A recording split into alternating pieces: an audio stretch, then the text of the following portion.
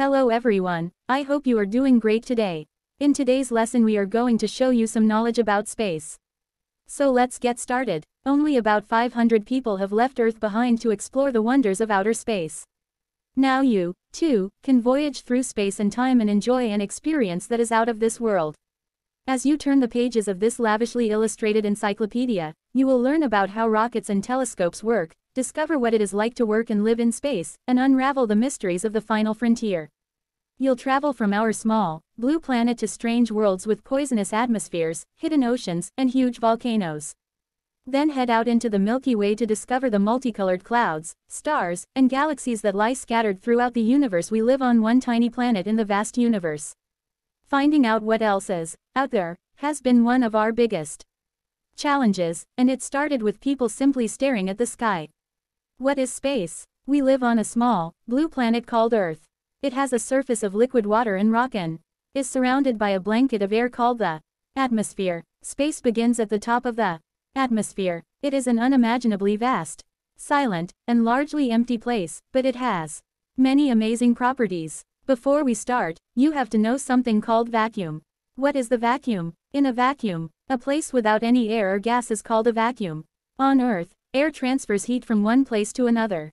In space, there is no air to distribute heat, so the sunlit side of a spacecraft gets very hot, while the other side is in darkness and gets very cold. Spacecraft have to be tested in a thermal vacuum chamber before they are launched to make sure that they can survive these extreme space temperatures. Our place in space. Planet Earth is our home, and to us it seems a very big place. Flying to the other side of the world takes an entire day, and sailing around the world takes many weeks. Yet in the vastness of the universe, Earth is just a tiny dot. In fact, an alien flying through our galaxy would probably not even notice our little planet. Early ideas. Compared with everything else around us, Earth seems incredibly large.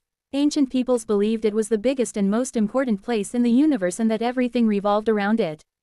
These ideas only began to change very slowly after the introduction of the telescope in the early 1600s.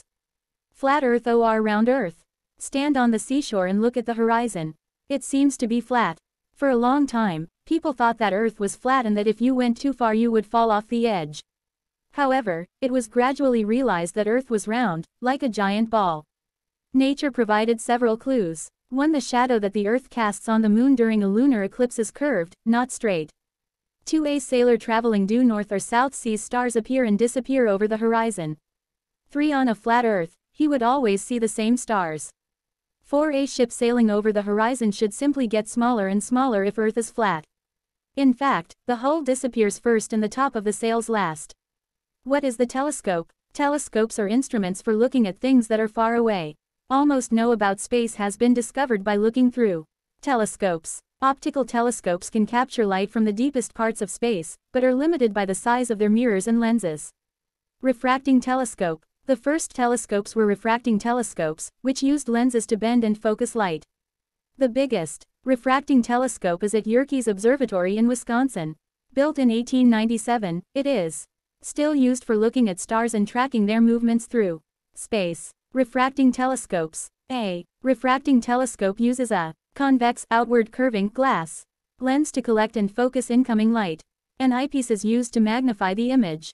One problem with using lenses is that they are heavy. If they are too big they will start to sag, distorting the image.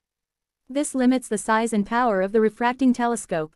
Reflecting telescopes. A concave, inward curving mirror focuses light toward a smaller mirror. This sends the beam of light to an eyepiece, which magnifies the image. Because mirrors are lighter than lenses, reflecting telescopes can be much bigger and more powerful than refracting telescopes. Even bigger telescopes. Although reflecting telescopes can be built much bigger than refracting telescopes, they too will have problems if the mirror is more than 27 feet, 8 meters, across.